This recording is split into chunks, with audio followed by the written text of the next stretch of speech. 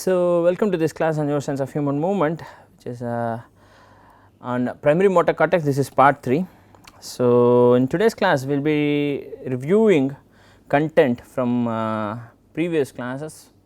So, what was discussed in the previous 2 classes at least, and we will discuss the role of premotor and supplementary motor areas, and intracortical microstimulation and recording techniques, how these experimental approaches pioneered insights into the way motor cortex functioned, and how individual pyramidal tract neurons are responsible for movement generation, especially the works of Dr. Ed Evarts, right. So, to begin our review, first we discuss the work of Campbell and Brodmann, right.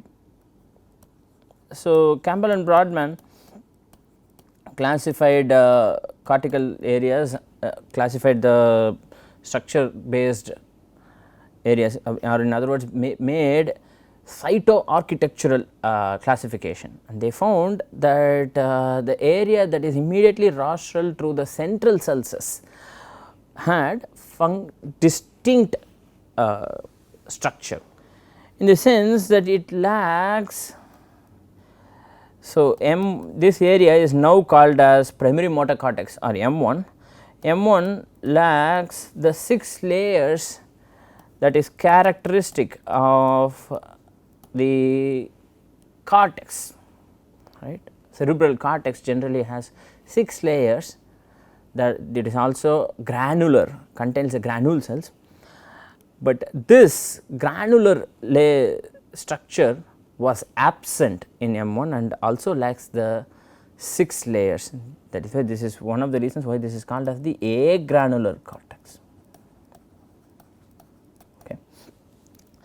So, and Campbell also further went on to classify this area, that is rostral to the central sulcus, into 2 sub areas. The more caudal of them he called as M1 or primary motor cortex. Within the motor area, the more caudal one is called M1, and the more rostral one he called as the premotor cortex. Okay. So, let us remember this is the first half of the 20th century, right. Immediately following this, or around approximately the same time and immediately following this work, Clinton Woolsey performed his studies, classical studies on animals, and used it to classify these areas, and he found that stimulation of certain areas that is just medial within the premotor cortex. Within the premotor cortex, the areas that are lying on the medial surface of the cortex also behave somewhat similar to the primary motor cortex. Hence, he called this area as the supplementary motor cortex. Okay. So, this is the medial region within the premotor cortex. So, within the premotor cortex, the more medial surface is called as a supplementary motor cortex. Okay. And what he found was that the supplementary motor area had less detailed motor maps. So, we discussed the case of motor maps in the previous class, and in comparison with M1, supplementary motor area has less detailed motor maps and signals both start and stop of movements, unlike M1, and can activate parts of the body that are on both sides. So, once again different from M1. Important to note is that this is again the first half of the 20th century, right. So, then onwards these kind of studies have continued, and classification has also continued, and it has resulted in this situation. The situation is the following: the area that is, so this is the central sulcus, that is the central sulcus, right. So, the area that is rostral to the central sulcus, that is shown in green here, that is the primary motor cortex. Okay. The area that is immediately rostral to the primary motor cortex is now classified as the supplementary motor area. Actually, there are this has further been, the original supplementary motor area that was first proposed by Clinton Woolsey has been divided into two areas. One of this is the supplementary motor area proper or area F3, and the more rostral region is called as a pre-supplementary motor area. Now, the premotor cortex that was earlier called as premotor cortex was first divided into supplementary motor area and the other premotor cortex. Now, the supplementary motor area has a supplementary motor area proper and pre-supplementary motor area. Also, functionally distinct other regions have also been found.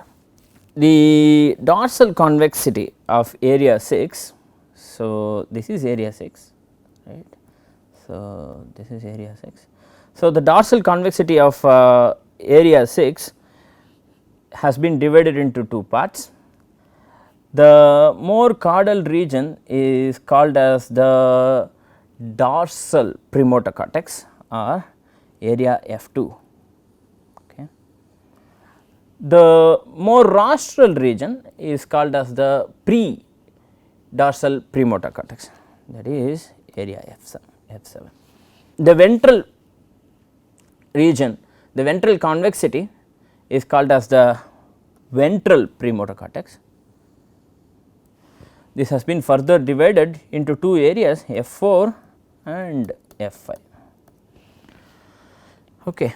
Now, the region that is caudal to the black line that I am now going to draw, I am going to draw a black line here. The region that is to the right of this, right, this is M1. This is M1. Okay. To the left of this, you have the premotor area. In the ventral convexity, you have the ventral premotor cortex, and the dorsal convexity is divided into two areas. The more caudal one is called as the dorsal premotor cortex, and the more rostral area is called as the pre-dorsal premotor cortex. Okay. Now, how has this division been made? Based on functions. So, these are functionally distinct regions. These regions, it turns out, have interconnections among them. So, there is interconnection between these areas, there is interconnection between these areas, there is interconnection between these areas and M1, there is interconnection between these areas and SMA, for example, and they also have interconnections with other regions, for example, the parietal cortex. Some of these regions do not have so much interconnections with the parietal cortex, but rather have interconnections with the prefrontal cortex. So, this presents a very confusing picture of the situation. So, we will take it slowly from here and try to understand what is the meaning of this. So, these premotor areas that are lying to the left of the red line here have interconnections among them, have interconnections with the primary motor cortex, and have connections with the other cortical regions. Now, that means, so that what are the kind of connections that these have? They have reciprocal connections. That means reciprocal means these regions connect to some other region, and there are neurons from the other region that connect to this region also.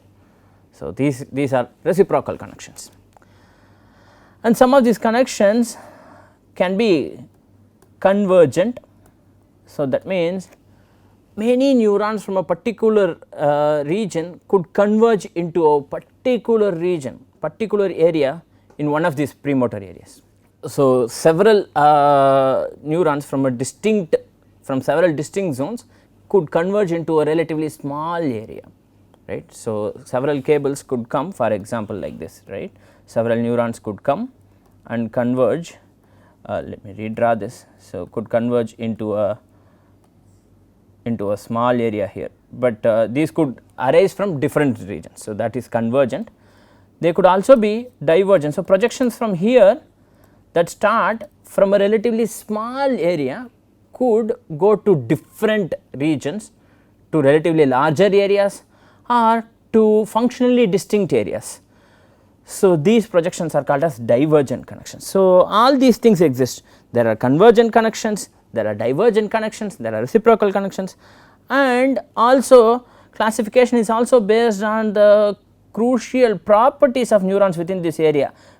So, in other words, functionally these are different, but also properties of neurons within these areas are also different. So, that is one of one aspect of the connections within the premotor region. Now, also we have to note that the supplementary motor area proper, which is F3, the ventral premotor cortex is this is F4 and F5, okay, and the dorsal premotor cortex, that is F2, primary motor cortex. They have well organized projections with the primary motor cortex. Somatotopically organized means regions that correspond to a particular area of the body, particular part of the body, project to a particular part of the SMA or PMV or PMD. So, this somatotopic organization with projections with primary motor cortex is maintained with the ventral premotor cortex, with the dorsal premotor cortex, with the supplementary motor area. And also M1 and the supplementary motor area are different from the other areas in the sense that they have motor neurons that could activate the lower motor neurons. They have neurons that could activate motor neurons in the spinal cord. So, this is also called as the corticomotor neurons or the upper motor neurons. More discussion on that will follow in future classes. So, these neurons project directly to spinal cord, or some of these neurons project to spinal cord and cause movements. These have, or these areas receive somatotopically organized inputs from the primary somatosensory cortex. This is the area that is caudal to the central sulcus. The area that is rostral to the central sulcus is the primary motor cortex. The area that is caudal to the central sulcus is the primary somatosensory cortex. So, they receive inputs from the somatosensory cortex. So, what could that mean? That means information or sensory information about the state of the body is shared with the motor control area, or what is the current state of the body. How is that? How do we know that? From receptors, from sensory signals, from various afferent systems. This could be proprioceptors, this could be many other systems. So, this information is shared with the primary motor cortex and the supplementary motor area. Note that, but not with the premotor areas, whereas the premotor areas, which is the ventral premotor area and the dorsal premotor area, these also project to the parietal cortex, these also receive inputs from the parietal cortex, but from the more caudal parietal cortex. So, not from the primary somatosensory cortex, right. Critically, the following must be noted. So, what we have discussed so far is that supplementary motor area proper connects to the primary somatosensory cortex, this we have discussed. So, whatever we have discussed so far, I will mark in black or I will check with black. We have discussed the projections received by the supplementary motor area with the, so that connections, that the inputs it is receiving from the primary somatosensory area. M1 is also receiving from the primary somatosensory area. PMV and PMD, which are these and this, receives inputs from the more caudal parietal regions, right. Now, what is not discussed, I am going to circle with this blue, right, that is these areas, is it not? Pre-dorsal premotor cortex and the pre-supplementary motor area, these two areas on the other hand, in comparison with the other premotor areas, receive only weak inputs from the somatosensory cortex, but very strong projections with the prefrontal cortex. What could this mean?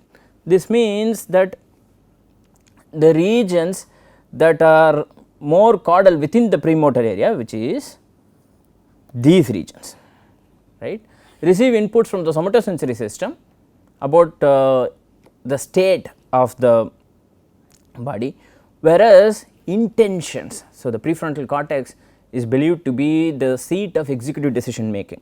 So, intentions, context specific control is probably achieved through the connections received from the prefrontal cortex through the pre-supplementary motor area and the pre-dorsal premotor cortex.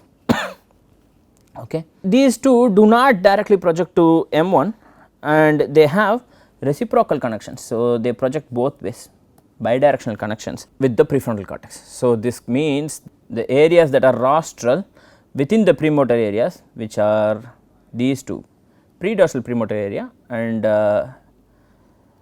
pre-supplementary motor area, these two define the context specificity of motor acts, whereas adjustments with respect to the sensory information is made by the dorsal premotor cortex, by the ventral premotor cortex and by the supplementary motor area. And direct information from the primary somatosensory cortex is received by M1 and the supplementary motor area. So, what experimental approaches have given us the information that we now know about the organization of the primary motor cortex and the premotor cortex? How do we know? What kind of experimental approaches have been developed? In the 1950s, Herbert Jasper and his colleagues developed an experimental approach to record from the primary motor cortex of live behaving animals. So, this is using microelectrodes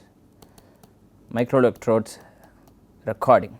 So, there are two things, one is stimulation using microelectrodes, the other is recording. So, the electrodes that are used for recording can also be used to stimulate, supply relatively small stimulating voltages for a brief amount of time. And what would be the effect of such stimulations on the motor activity? That is called intracortical. Intra means within, cortical means cortex, right. So, intracortical within the cortex micro stimulation that is achieved using a microelectrode. So, this is intracortical micro stimulation, that is one approach. The other approach is recording. When the animal is behaving naturally, performing some activity, which area is responding how, that is recording. So, these are all possible in animals and have been successfully, very successfully implemented in animals. How do we do this in human experiments? How do I record activity of behaving humans? What is going on in their brain? What is going on in their cortex? What is going on in their the motor area? And can I also stimulate selectively specific regions and see what the effect is? The answer is, in today's world it is possible to do these things with some limitations. What are these? How do you record? This approach to recording brain activity is called as functional neuroimaging or functional magnetic resonance imaging. This is called as fMRI, right. And how do you stimulate? If you want to stimulate, how do you stimulate? This is possible today using transcranial magnetic stimulation or what is called as TMS. Other techniques are also available. These are TDCS, transcranial direct current stimulation, transcranial alternating current stimulation, TACS. These techniques are not the exact analogues of the intracortical microstimulation and recordings that are available in animals. Obviously, in animals we could perform the surgery, implant the electrode and properly do the recording or stimulation. In humans, ethical considerations exist. So, we will have to do these things non-invasively. So, limitations come because of this reason. In fMRI, for example, we do not have the same kind of resolution that we would have with the recordings that we will get from microelectrodes, right. So, so that is one problem with fMRI. Again with the stimulation, once again you are not going to have the same kind of stimulation that you are going to have with the intracortical microstimulation with microelectrodes achieved in animals. So, this is different, but this is possible to some extent. We are able to get some analogues of what was earlier done in animals. Okay. So, this method was first championed by Herbert Jasper and his colleagues, right. So, and this work was later taken over by the famous Ed Evarts, where so he worked in National Institute of NIMH Bethesda, right. So, his contribution was in studying the activity of individual neurons for during performance of specific movements by live behaving primates. So, he took monkeys and in monkeys he recorded activity while this monkey was performing specific actions, specific movements. Suppose this monkey was performing flexion of the wrist. So, the wrist is here and performing flexion. So, the flexion of the wrist, right.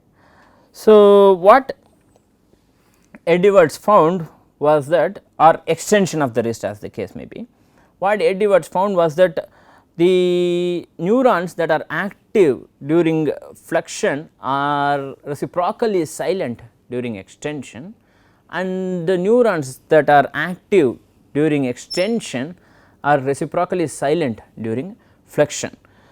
So, in other words, the question is here, what is the relationship between movement parameters? So, what is the movement parameter? Here I am moving a particular part of the body, or I am performing I am changing the joint position, right.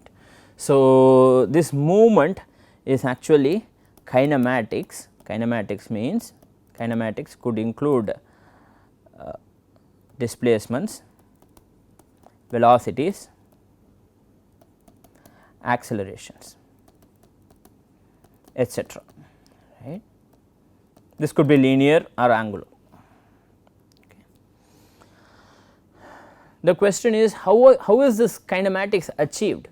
Which particular set of neurons or which set of which sub area are responsible for this are the questions.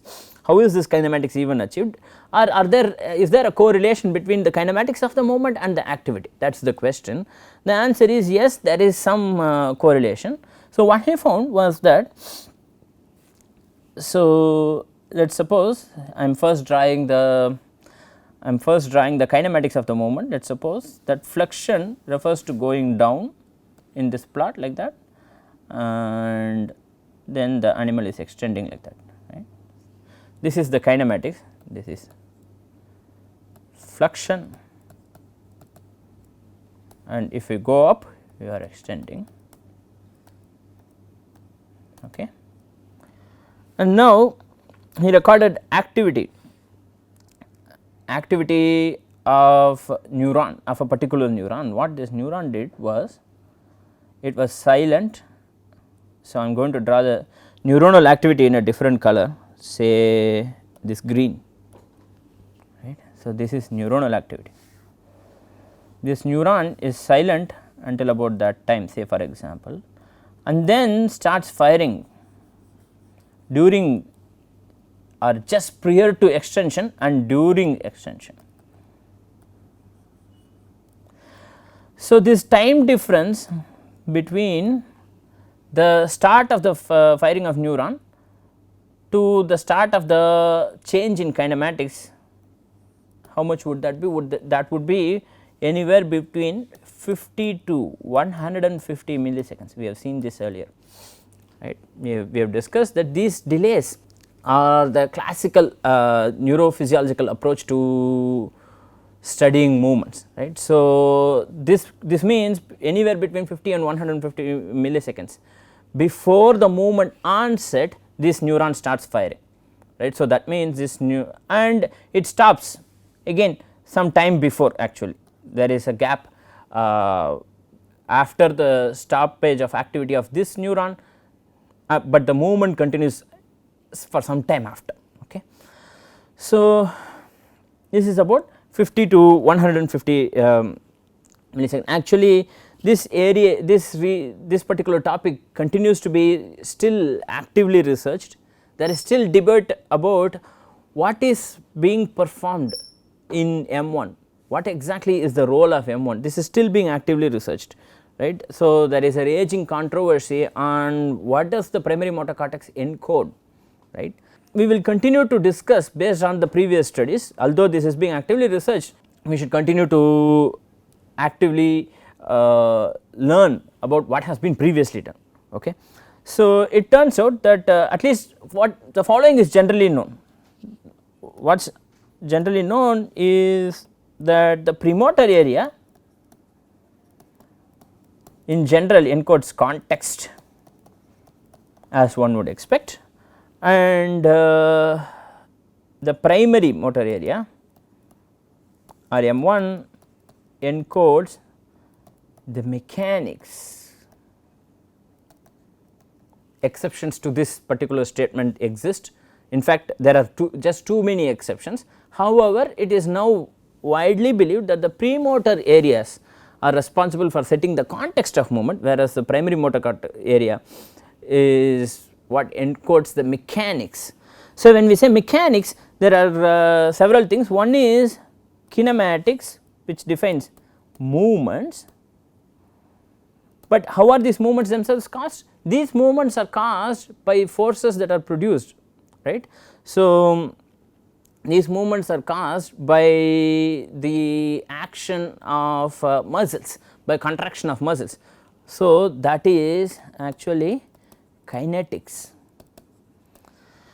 So, there is both kinematics and kinetics. Now, a question is what does the primary motor cortex encode? If the primary motor cortex encodes the mechanics, does it encode the kinematics or does it encode the kinetics? That is the big question.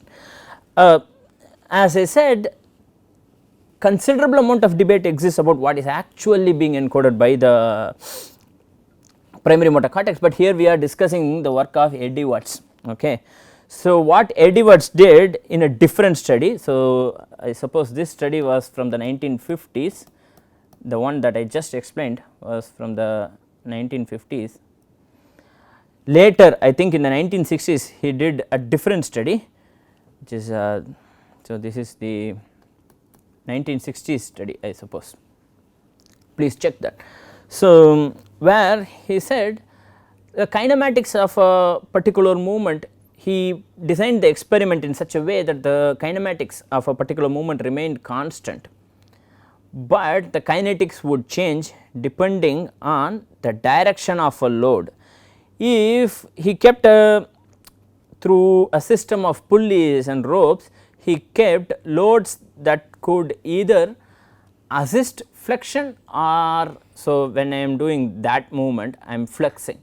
So, if a load, that load is hung in such a way that assists my flexion and opposes extension, right. So, when the load is hanging in such a way that it assists flexion and opposes extension, or the load could be hung in such a way that it assists extension and opposes flexion.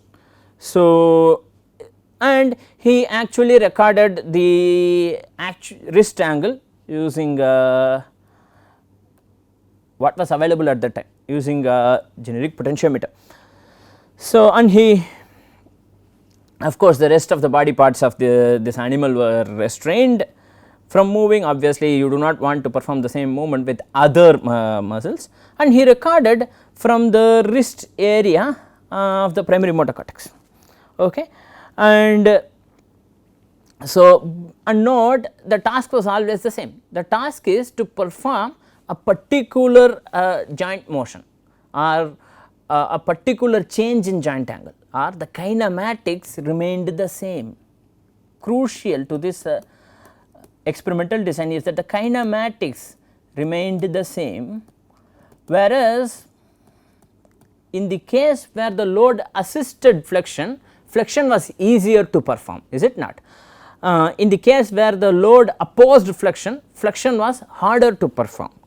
An expectation would be that, you know, if the system does not care for what the outcome is, it only cares for the kinematics.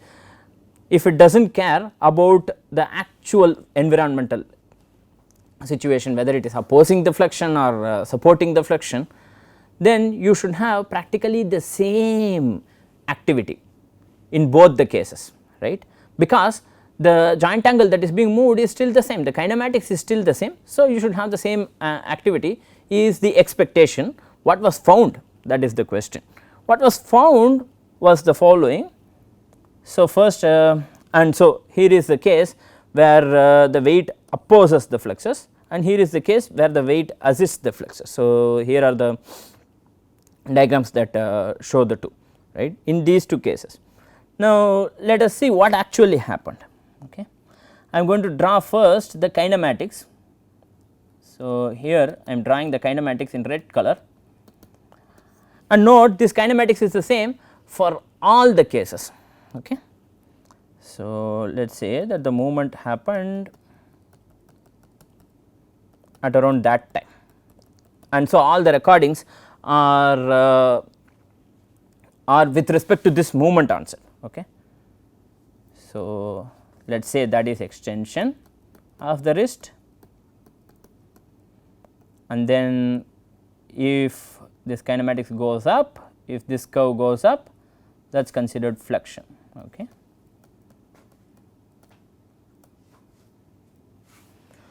Now, note that, you know, this kinematics is the same in all the experimental conditions, right. Now, what are the various experimental conditions? The first experimental condition is when there was no load, that was either supporting the flexion or opposing the flexion, there was no load. This is also called as the no load condition. In this case, what happens?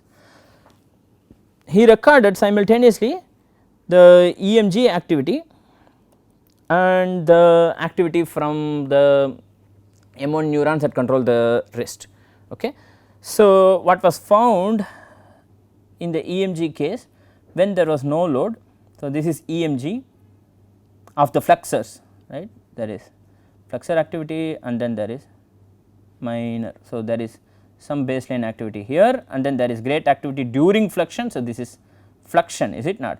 During that time there is flexion, and after some time there is reversal back to the original baseline activity. This is the flexor activity. Okay. In the case of extensors, there was activity just before the onset of movement, but as soon as the movement was onset or just before that, there was the extensor activity went to baseline. This is the extensor activity. This is in the no load case. Now, let us take the case when the load assisted fluxion, and we said what would happen if the prediction, if the expectation is that the system cares only about kinematics or movements, but not about kinetics or forces, then what you would see is practically the same activity similar to these would be observed, whether there is no load or resistance or opposition. In all cases what was found, and by the way what was the neuronal activity, that also we need to draw. So, the neuronal activity is drawn in green here. The neuronal activity is the following. So, here each vertical line denotes an action potential from these neurons. Okay. So, there was activity just some time before, right, and then after some time the activity reduced to a baseline. What happens when during the load, when the load assists flexion, what is the EMG activity? In this case note the load assists flexors, is it not? In this case the flexor activity is nearly baseline sometime before the movement onset and continues to be nearly baseline. In other words, the monkey is taking advantage of the fact that the load is assisting the flexors, anyway I want to perform flexion movement, and because this is flexion movement, is it not? Anyway the kinematics is going towards flexion, is it not? We said this is flexion, this is extension. In that case, since the load is assisting my activity, flexor activity is baseline throughout, right. And what about the extensor activity? This is the flexor activity or EMG, this is EMG. The one in green refers to neuronal activity, right. What about the extensor activity? The extensor activity is present just before the movement onset, until just before the movement onset, after which it becomes baseline during the movement, is here, right, and then again it starts. Okay. This is the extensor activity. Now, there is one more case, this is the last case, that is the case when the load opposed flexion.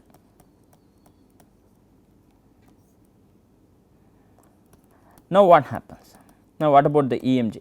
Also we have to discuss what happened with the neuronal activity during when the load assists flexion. Practically, since it is the flexion is assisted by the load, practically the activity of the neuron is baseline, there is not any particular activity.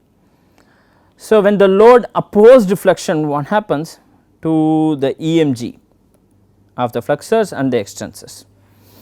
What happens to the flexors is, before the onset of movement there is activity, and note at the onset of movement you realize that the load is opposing you. So, you need to activate more to perform the flexion. So, what happens is that the activity goes up, the amplitude actually goes up and then reduces to a smaller level, very different from the baseline case, right. And what this is for the flexors, and for the extensors it was nearly baseline.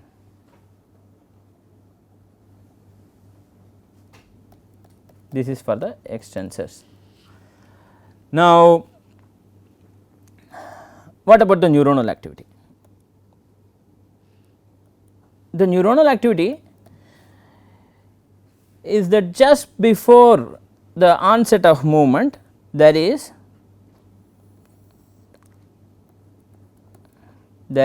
great activity here, and this activity continues,